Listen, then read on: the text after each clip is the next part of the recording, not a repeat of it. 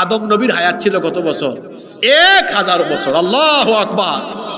আমাদের আগে যত নবী রাসূল এসেছেন ওনারা 200, 300, 400, 500, 600, 700, 800, 900, 1000 পর্যন্ত হায়াত পাইছেন। শুধু নবী না, তাদের উম্মতরাও পাইছেন। কিন্তু আমাদের নবী পাইছেন 63। আমরা কেউ 80-90 বছর পাইলেও বেশিরভাগই 50-60 হওয়ার আগে চলে যাচ্ছে এখন, তাই না? তাইলে আমরা হায়াত পাইছি কম, আমল করার সুযোগ পাবো কম। সাহাবীরা একদিন নবীজিকে বলতেছেন, রাসূল আপনার আগে তো অন্যান্য নবী এবং তার উম্মতরা হায়াত পেয়েছেন বেশি, ইবাদত করেছেন, তারা হায়াত পেয়েছেন বেশি, ইবাদত করেছেন বেশি, আমরা তো হায়াত পাবো কম, ইবাদত করব কম। তাহলে কি কিয়ামতের দিন জান্নাতে আমাদের মর্যাদা হয়ে যাবে তাদের চাইতে কম? আল্লাহ তাআলা তার নবীকে বললেন, ও নবী, সাহাবীদেরকে এবং আপনার উম্মতকে জানিয়ে দেন তারা যেন এ ব্যাপারে হতাশ না হয়। আপনার উম্মতকে আমি হায়াত দিয়েছি কম, কিন্তু সুযোগ সুবিধা দিয়েছি অন্যান্য সকল উম্মতদের চাইতে কম না বেশি? আপনার উম্মতকে হতাশ হতে নিষেধ করেন, কারণ আপনার উম্মতের জন্য বিশেষ বিশেষ কয়েকটা রাত দিয়েছি, কয়েকটা দিন দিয়েছি, এগুলো দিয়ে তারা অন্যান্য উম্মতের চেয়ে এগিয়ে যাবে। এর মধ্যে একটা হলো লাইলাতুল কদর। লাইলাতুল কদরি খায়রুম মিন আলফি শাহর। এই লাইলাতুল কদর, কদরের রাত হলো 1000 মাসের চাইতে উত্তম। 1000 মাস সমান হলো 83 বছর 4 মাস। কত বছর? সবাই বলেন। আচ্ছা বলেন তো বাবারা, ভাইয়েরা, 83 বছর আমরা হায়াত পাবো এমন কি কোনো নিশ্চয়তা আছে নাকি? 83 বছর বাঁচবো কিনা জানিও না, কিন্তু রাসূল বলেছেন কেউ যদি লাইলাতুল কদর পেয়ে যায় আর ওই রাতে যদি ইবাদত বন্দেগী করে আল্লাহকে খুশি করতে পারে, এই এক রাতের ইবাদত করার কারণে সওয়াব পাবে। 1000 মাস একটানা ইবাদত করলে, অর্থাৎ 83 বছর 4 মাস একটানা ইবাদত করলে যে পরিমাণ সওয়াব হবে, আল্লাহ আমলনামায় সেই পরিমাণ সওয়াব দান করে দিবে। কিন্তু একটা দুঃখ আছে। দুঃখ হলো বাংলাদেশের মানুষ লাইলাতুল কদরকে ফিক্সড করে ফেলেছে, সেটা 27তম রাত। আপনারা ভালো করে খেয়াল করেন, আল্লাহর রাসূল বলছেন আমি রমজানের প্রথম 10 দিনে ইতিকাফ করলাম। প্রথম, শুনতেছেন হাদিসটা খেয়াল করেন, প্রথম 10 দিনে ইতিকাফ করলাম ওই কদরের রাত তালাশের উদ্দেশ্যে। কিন্তু আল্লাহ আমাকে জানিয়ে দিলেন আপনি যে রাত খুঁজতেছেন এটা রমজানের প্রথম 10 দিনের ভিতরে নাই। আল্লাহর নবী এরপরে রমজানের মাঝখানের 10 দিনে ইতিকাফ করলেন। আল্লাহ জানালেন, ও রাসূল, ওগো আমার নবী, আমার রাসূল, যে রাত আপনি খুঁজতেছেন এই মাঝখানের 10 দিনের ভেতরেও এই রাত নাই, বরং এই রাত আছে শেষের 10 রাতের ভেতরে। আল্লাহর নবী বললেন এরপরে আমি শেষের দশকে ইতিকাফ করলাম, উদ্দেশ্য হলো যেন আমি লাইলাতুল কদর পাই। সুতরাং উম্মত শোনো, তোমরাও যদি লাইলাতুল কদর পেতে চাও রমজানের শেষ দশকে তা খুঁজে নাও। যদি শেষের 10 দিন না পারো, অন্তত শেষের দশকের প্রত্যেকটা বেজুর রাতে তা তালাশ করো। তাহাররাউ লাইলাতুল কদরি ফিল উইত্রি মিনাল আশরিল আওয়াখিরি মির রমাদান। আল্লাহর নবী বলেছেন তোমরা রমজানের শেষ দশকের বেজুর রাতগুলোতে লাইলাতুল কদর তালাশ করো। তাহলে বেজুর রাত হলো 21, 23, 25, 27, 29, কয়টা রাত? যারা পারবেন 10-এ 10 দিন, একদম না পারলে অন্তত 5টা বেজুর রাত যদি আপনি এভাবে 10 দিন ইবাদত করতে পারেন, তাহলে লাইলাতুল কদর আর ছুটে যাওয়ার সম্ভাবনাই থাকলো না। আর কদর যদি পেয়ে যান, 83 বছর 4 মাস আমল করলে যে সওয়াব পাবেন, এক রাতের আমলে আল্লাহ সেই পরিমাণ সওয়াব আমলনামায় দিয়ে দিবে। তাহলে বুদ্ধিমানের কাজ কি 27তম রাত না 10 দিনের 10 দিন ইবাদত করা?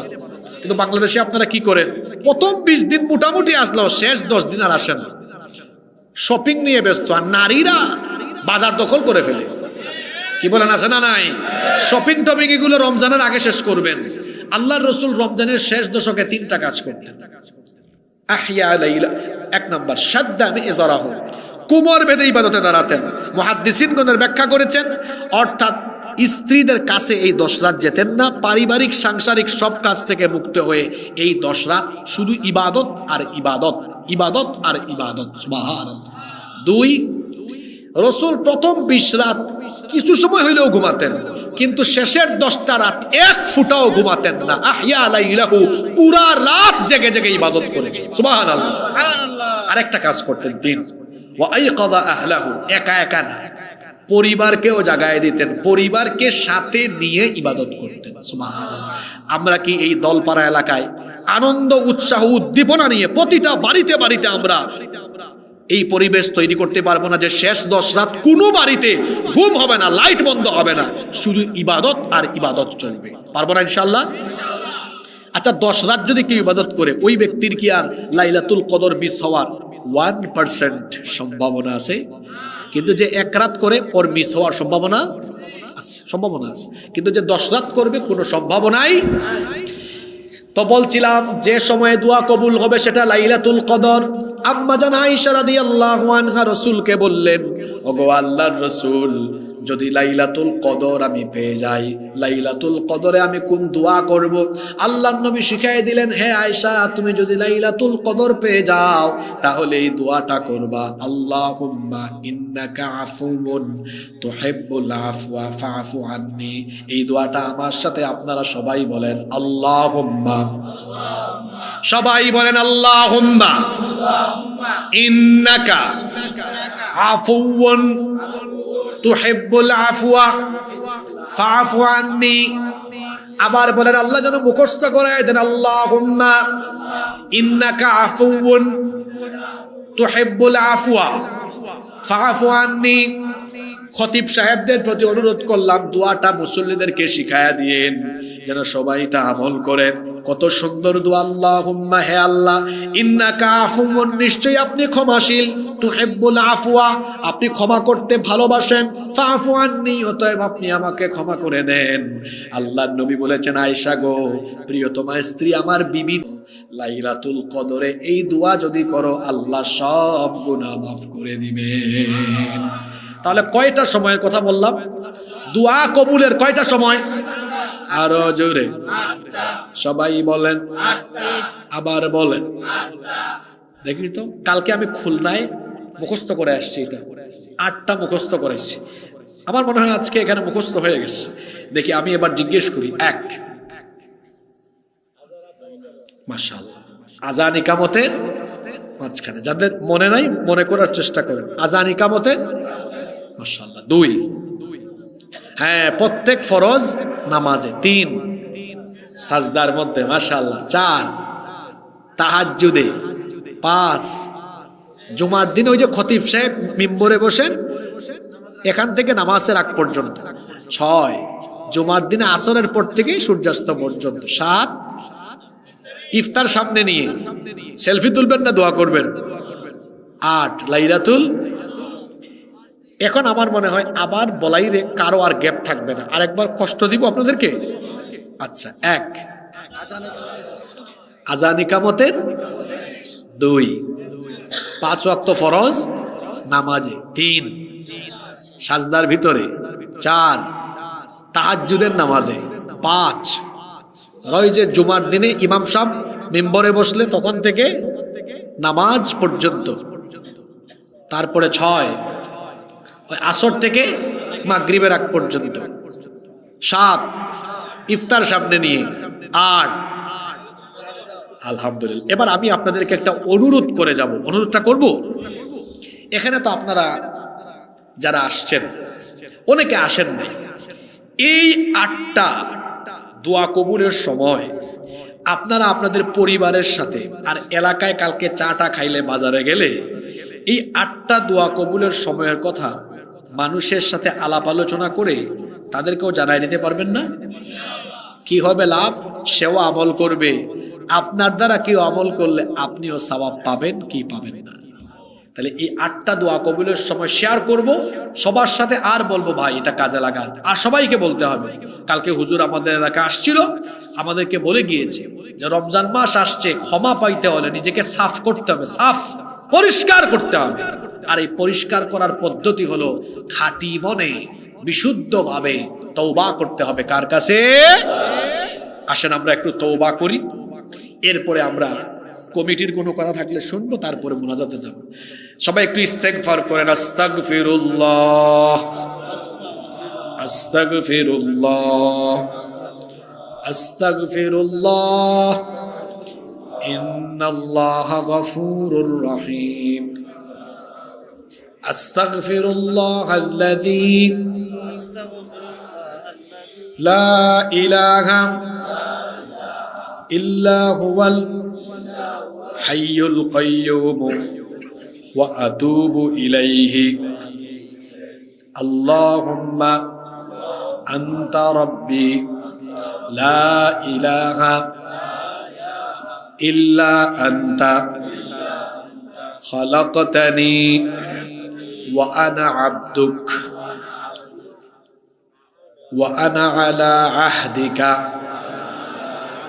ওয়া ওয়া'দিকা মাস্তাতা'তু আউযু বিকা মিন শাররি মা সানা'তু আবুউ লাকা বিনি'মাতিকা আলাইয়া ওয়া আবুউ লাকা বিযামবি ফাগফিরলি ফাগফিরলি ফাইন্নাহু লা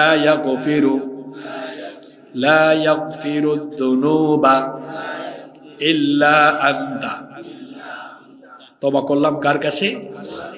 এতগুলো ইস্তেগফারের শব্দ যদি মনে নাও থাকে, দুইটা আমল করব। আস্তাগফিরুল্লাহ, আস্তাগফিরুল্লাহ 70 থেকে 100 বার, আর সাইয়্যিদুল ইস্তেগফারটা সকালে একবার পড়ে নেবেন, সন্ধ্যায় একবার পড়ে নেবেন। দেখবেন আপনাকে ক্ষমা করে দিয়ে জীবনটাকে যিনি বরকতময় করে দিবেন তিনি কে? ইস্তেগফারের সাথে লেগে থাকলে আল্লাহ তাকে মুস্তাজাবুদ দাওয়া বানায় দেন। ওই যে ইমাম আহমদ বিন হাম্বলের একটা ঘটনা আছে না, ওইটা জানানোর জন্য আমি আর বললাম না। হাত তুলবেন আল্লাহ কবুল করবেন, হাত তুলবেন আল্লাহ কবুল করবেন, হাত তুলবেন আল্লাহ কবুল করবেন। সুবহানাল্লাহ। তাহলে আমরা, রমজান তো শুরু হচ্ছে, আজকে তো ইস্তেগফার আমি পড়াইলাম, কিন্তু আপনারা নিজে নিজে পড়বেন প্রতিদিন 70 থেকে অন্তত এতটুকু, আস্তাগফিরুল্লাহ, আস্তাগফিরুল্লাহ। এবং রমজানে একদিনও যেন আমলটা মিস না হয়। প্রতিদিন আমরা ইস্তেগফার করব কত থেকে কতবার? 70 থেকে 100 বার। আর রমজানের একটা বিশেষ আমল শিখায় গেলাম, এটা যেন আমাদের কোনোদিন মিস না হয়। কয়টার সময় দোয়া করার কথা বলেছি? আরো জোরে আরেকবার কি সবক নিয়ে নিব শেষবারের মতো? দেখি মনে আছে কিনা। মাশাআল্লাহ, সব মুখস্থ হয়ে গেছে। আযান ইকামতের মাঝখানে 2, 5 ওয়াক্ত ফরজ নামাজে 3, সাজদার ভেতরে 4, তাহাজ্জুদের টাইমে 5, ওই যে জুমার দিনে খতিব সাহেব মেম্বরে বসলেই জুমার দিনে কি আগে ভাগে যাবেন তো? 6 আসর থেকে 7 ইফতারের আগে, 8 লাইলাতুল কদরে। আল্লাহ এগুলো, আজকের শ্রোতারা খুব সাংঘাতিক, খুব অ্যাক্টিভ। আর ওই যে আমার ভাই যিনি আমাকে রিসিভ করছেন পিছনে বসছেন, উনি আরো অ্যাক্টিভ। একদম দেখেন না কেমনে বসছে, দেখছেন? একদম দেখেন না কেমনে বসছে, একদম সুজা, মানে আই টু আই। আমি খেয়াল করছি। সুবহানাল্লাহ। অনেকে আছে একদম স্টেজে বসে শুনতে চাই ওয়াজ, আবার আমি অনেক শ্রোতা দেখছি, অনেক সভাপতিও দেখছি নিচে গিয়ে। আমি বললাম আপনি এখানে কেন? ভাই হুজুর তাকায় তাকায় ওয়াজ শোনা একটা মজা আছে, মুখস্থ করা যায়, ঠিক না? আসলে এটা ঠিক। আমরা যারা মাদ্রাসায় পড়ছি, ইউনিভার্সিটিতে পড়ছি, তো উস্তাদের সামনে বসলে একদম কাছাকাছি থেকে তাকায় তাকায় শুনলে যেভাবে কথা মনে থাকে। ওই যে আজকে মাইক নাকি লাগাইছে আমার শততা মাইকের মালিক যে ভাই এনা আছেন, ভালো মাইক উনি নাকি 45টা মাইক লাগাই দিছে। আসলে আজকে অনেকে আসে না এই কারণে, কয় বউ 1 কাপ চা নাও, ওয়াজে গিয়া কি করবো? আর আমার বাড়ির উপরেই তো হরণ লাগানো আছে।